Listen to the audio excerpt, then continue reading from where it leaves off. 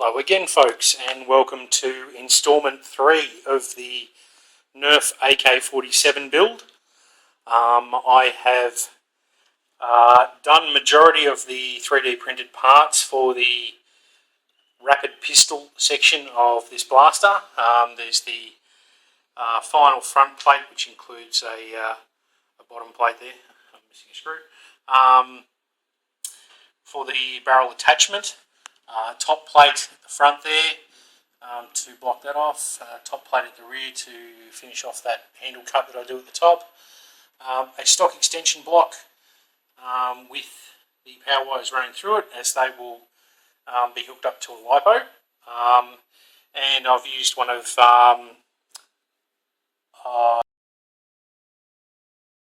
his design for the mag release. So I've printed up one of those to as the mag release. Now I've done the preliminary wiring for this. I will show you internally before I go to final assembly and paint and what have you. I've done the wiring and of testing the wiring currently, and that's what I wanted to show you guys. Now I've wired this a little differently in that I've wired it in such a way that it has motor braking on the pusher motor, and I've actually wired it so that there's actually both the main trigger and the rev trigger activate the drive motors, the flywheels, and then when you pull the main trigger all the way, it will then activate the pusher, obviously to fire your darts. Then as soon as you release it, you have that feedback effect for your motor braking. The rev trigger works on its own. It will rev the blaster on its own. But if you push the main trigger slightly, it will also a little too far. But yeah, the initial stage of it will rev the blaster. The initial stage will rev the blaster as well. Then when you pull it all the way, it will fire. So effectively, you can just pull that main trigger and fire the blaster. Now, this blaster I was designing primarily for HVZ purposes. That was my mindset in how I was building it, etc.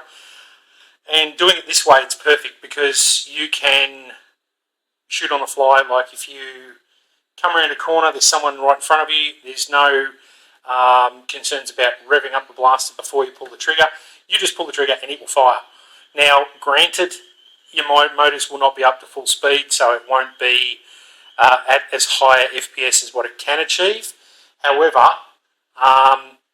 if you fire a flurry, like if you fire 5 or 6 darts, each of them will increase in FPS. And the last couple of darts will actually be flinging out at full speed, in theory.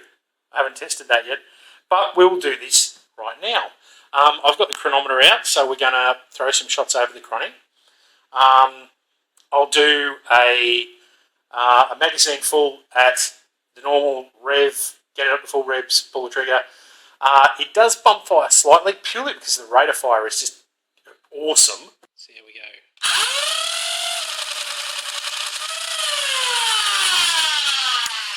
I'm using the FK-130s, or the McCracken motors as they're also known.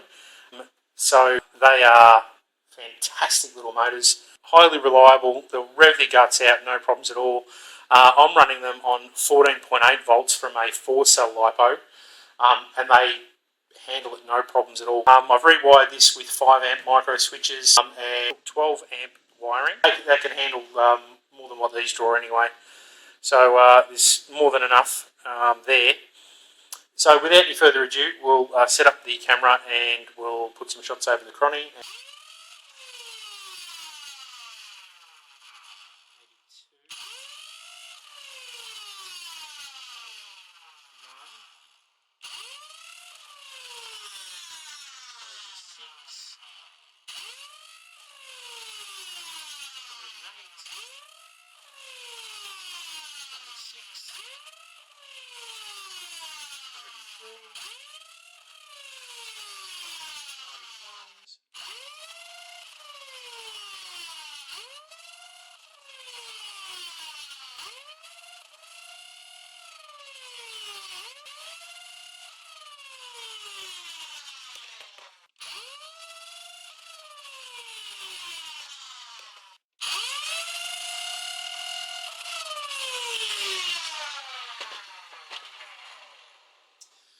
Alright, so you get a bit of an idea of what it does FPS wise. That's obviously it needs to build up some foam on the flywheels, etc. Alright, so now we'll put a magazine over the chrony with the barrel extension on, so we can see how much of a difference that makes to the FPS.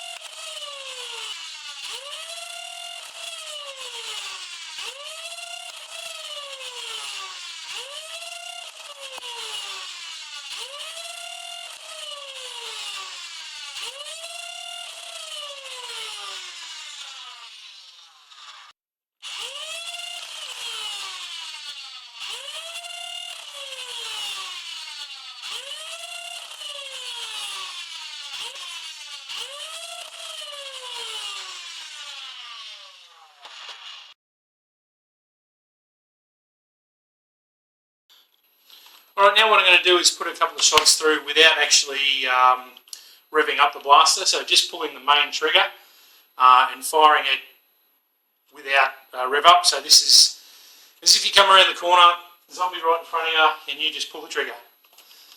Alright, let's see what we get out of this. You get darts in. That's what happens when you try and squeeze too many darts into it. Alright, let's go.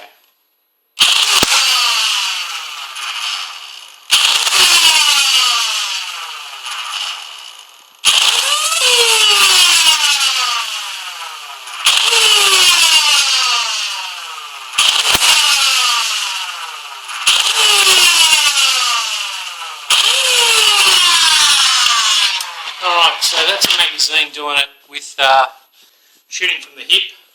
So if you're shooting from the hip, that's if you come around the corner, see a zombie and you just pull the trigger without revving up the blaster first.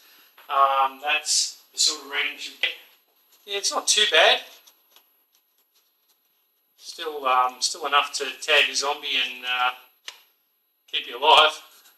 Okay, so as promised, here are the internals of the rapid pistol section of my current build. I have done the internals of the rapid pistol section of the blaster. You can see my front plate in there, which has got the different supports and what have you down the sides, bracketing, and the barrel extension piece has been glued into place now. You can see the design for my top plate, which slides on over the post, has a spacer and a hook at the back there to hold it into place. And the design of the top plate at the front there, which has got a little hook at the front, which hooks under what's left of a little brace that's left behind. And there's a little ledge that catches in underneath the lifted edge there of the blaster. I've ground just a little bit off the cage just to make sure that there's plenty of clearance. Well, some clearance, as you can see, it's pretty close. But it clears the flywheels and everything fine, so that's not a problem. Okay, the wiring is done. What I'll do is I'll give you a quick demonstration of how it runs, and then I'll open it up and I'll run through the wiring. This is a wiring diagram that I put together of how I have wired this up. You can pause that and go back to it, or you can screenshot it, what have you. So that's how this is wired. As you'll see on that diagram, what it actually does is it allows for motor braking on the pusher motor only. So the flywheels can rev up and continue to run on, and you can, when you release the trigger, the pusher has motor braking, so it will try and stop bump fire as best as possible. Now, the way I've sort of set up the trigger cage here is you have your main rev trigger, which revs up your motors. Now, I've sort of done a little bit of a tricky linkage, which using the lock from the trigger, which basically was so that you had to depress the rev trigger in order to depress the main trigger. By chamfering off the bottom of the main trigger, it now depresses that lock, and that lock is what depresses the micro switch which supplies power to your flywheels. So when you press the rev trigger, pushes that lock down, supplies power to your flywheels. When you pull the trigger slightly, it will also depress that lock and supply power to the flywheels. Then when you pull the trigger all the way back, it will engage your pusher switch, which activates your pusher and will start firing your darts. And then of course you've got your return cycling switch up the front here, which basically is just to make sure that your pusher completes a cycle, so that your pusher doesn't end up stuck out in the middle while you're firing. And also when you release this trigger, it essentially shorts the motor back. So the positive for the motor goes back to a ground. So it's essentially reversing the polarity of the motor. So it stops running quicker and it doesn't run on. Okay, as you saw, the rev trigger revs up the flywheel. Then the main trigger, as you'll see, will activate the flywheels as well. And then when you pull it all the way, you get your pusher as well. Or you can still rev it up separately with the rev trigger and then fire with the main trigger. So you can.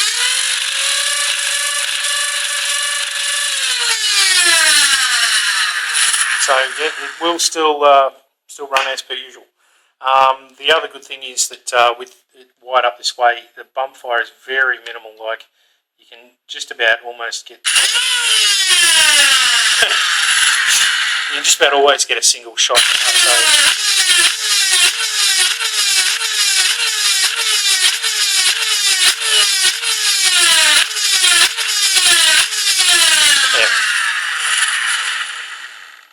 So you can get single shot fires pretty regularly.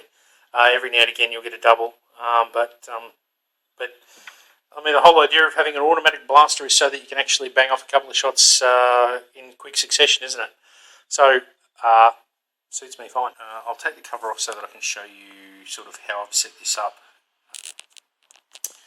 Okay, so where that little lock mechanism used to work as a trigger lock for your main trigger, as you can see, I've chamfered off the edge of the bottom at the bottom of the trigger there. So it now, as you push that trigger, will push that lock down.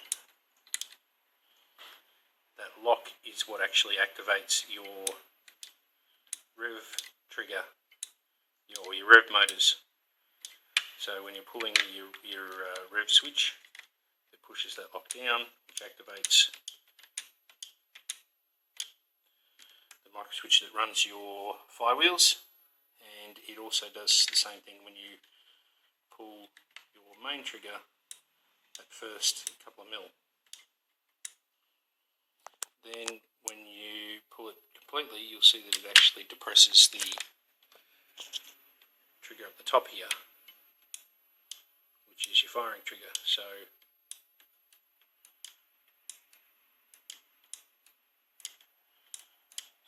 that's what gives you both revs and pusher simultaneously, as opposed to being able to rev it up separately and then fire. So both are still possible, but it'll work either way. And yeah, I can make available a wiring schematic as to how I've done it so that you get the motor braking on the pusher motor only and not on the flywheels. It's not overly complicated, just a matter of hooking up the right ones to create the correct loops. Alright, so that's the internals. Alright, so now I'm sort of ready to start assembling. Well, actually, I'm going to look at doing that at the power setup, how I'm going to connect the power through the stock block to the battery that will be housed in the stock itself. Thinking about putting some sort of electrical connection internally in there so that when you plug it on, one plugs into the other, and that gives you your connection. So that's something I'm going to look at the moment. But yeah, we're ready to sort of close up this section of it almost, and continue on with the build. The front end's pretty well done. I just need to clean that up, give it a bit of an acetone brush and sand and what have you, and then go to paint on that and paint that up in the Elite scheme. And yeah, so we're getting there slowly but surely. Now, the stock extension. I will be putting a DC power socket into the hole on the back here, and fixing that into place, wiring that back as the power supply for the blaster, so the power supply will come through the stock. So the stock, actually hang on, I'll grab it and show you. Okay, so I managed to get a little bit more done tonight than what I expected. Just to show you, this is, which now I'm going to refer to it as the power stock. That was the name that Tom from Foam Data Services came up with, but I kind of like it. Now, essentially what I've done is put a power socket in the back of the stock attachment point and a plug in the stock itself. There's a LiPo battery contained inside the stock, which, as you can see, like obviously there's no power supply to this, but once you actually put the stock on the blaster, it then gives you your power. So your power is supplied through your stock. Now, the obvious question is, oh well, you know, like I need to charge the battery. How do I charge the battery now that you've sealed it into this stock? Well, this panel on this side is held in place by rare earth magnets. All you need to do is put a little bit of opposing pressure on one of the corners and it will pop out of place, and your LiPo battery is contained in there. You can unplug it and charge it, and then when you're ready, you cover back on and away you go again. So just held in place by rare earth magnets.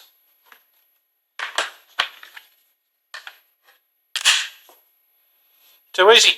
So that's your power stock. Plugs onto the back of your blaster, lock into place, and you're powered up, ready to go. Alright, I will press on and I'll come back and show you as I've made a little more progress. Cheers.